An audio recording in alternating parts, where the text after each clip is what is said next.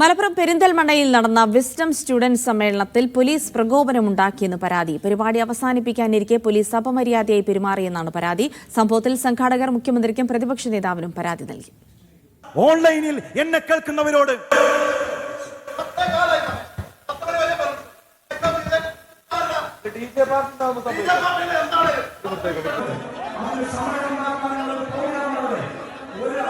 കഴിഞ്ഞ ഞായറാഴ്ച വൈകുന്നേരം പെരിന്തൽമണ്ണയിൽ നടന്ന വിസ്ഡം വിദ്യാർത്ഥി സമ്മേളനത്തിലാണ് പോലീസ് പ്രകോപനമുണ്ടാക്കിയതായി പരാതി ഉയർന്നത്.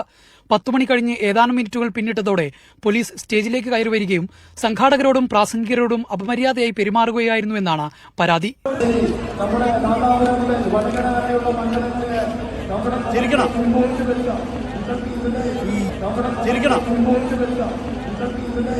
സംഭവത്തിന്റെ ദൃശ്യങ്ങൾ പകർത്തിയ വിദ്യാർത്ഥികൾക്ക് നേരെയും പോലീസ് അപമര്യാദയായി പെരുമാറിയതായും പരാതിയുണ്ട്.